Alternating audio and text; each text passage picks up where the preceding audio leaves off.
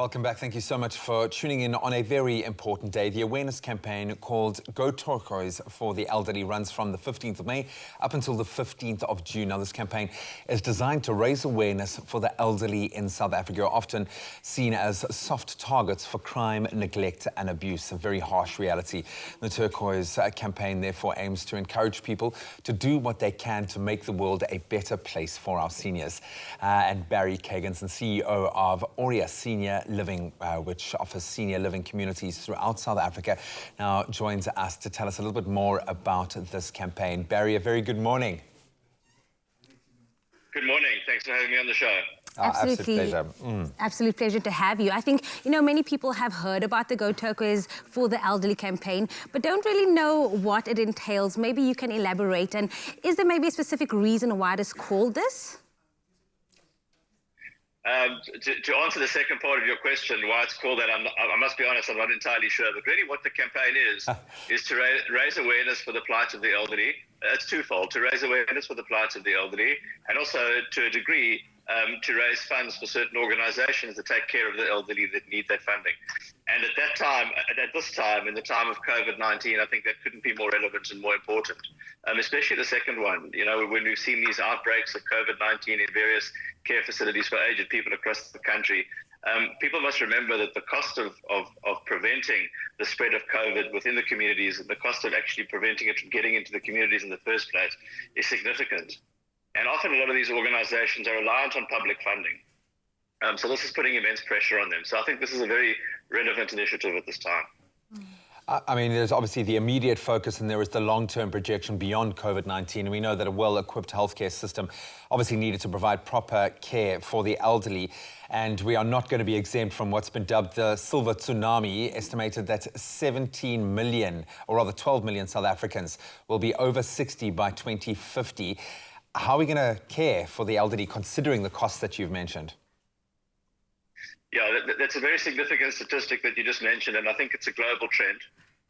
If you look at statistics published recently by the UN, they predict that they say that currently there's about 150 million adults over the age of 80 globally, and that is predicted to increase to 420 million by 2050. So in the next 30 years, it's going to probably just around triple. And the impact on care is significant. So just some interesting statistics around that is that if you look at adults between the ages of 65 and 74, only about 8% require care. And I think it's important to also define what care is. It's not medical care. Care for the elderly is generally assistance with activities of daily living. So that would be medication management, personal hygiene, moving around, and that type of thing. So 8% of people in the 65 to 74 age bracket require that type of assistance. But in the 75 to 84 age bracket, about 17% of people require it. And when you get older than 85, about 40% of people require assistance with two or more activities of daily living. Now, if you apply that 40% to that global population of projected of 420 million, you can see it's a lot of people globally that are going to be needing this type of care and assistance. And that's really what you refer to as that silver tsunami. Yeah. It's the impact of the aging population on the provision of care. And it's a South African phenomenon as it is a global one. I guess everybody just wants to know, what does this then mean for senior living in the future? Sorry, I didn't hear that question. What does this mean for senior living in future? Okay, so I think it has a significant impact on senior living in the future. One must remember that when one talks about senior living, one talks about a broad spectrum of people who live in these senior living communities. So we do, and this is really the industry standard across the world, is one has independent living, where someone doesn't need any assistance at all. And then we have assisted living, and then we really have care, which largely these days is actually dementia care.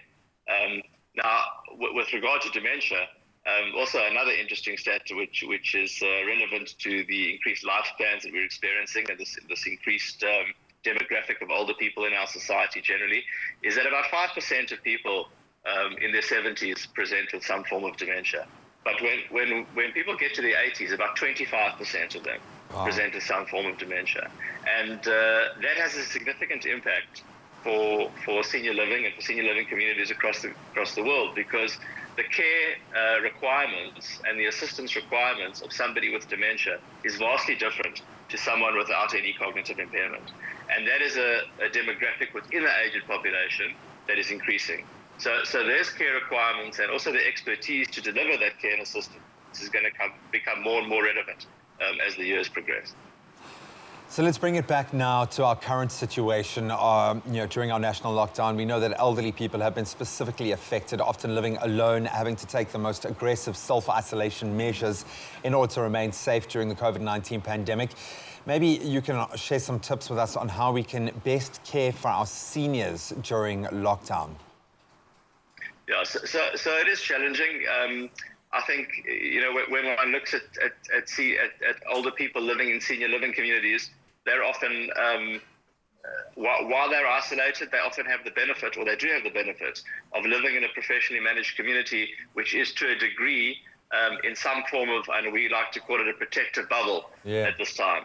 So these communities have put measures in place whereby the community is largely protected in the best way possible from COVID-19. And I won't go into really what those measures are. I think most people know what they are. But of course, most elderly people don't live in these communities. They live, with everyone else. So those people would probably tend to be a little more isolated, because their risk of literally going out their front door is higher than someone who's living in a senior living community. So luckily, I think these days we're fortunate to enjoy the benefits of various technologies that can keep people connected.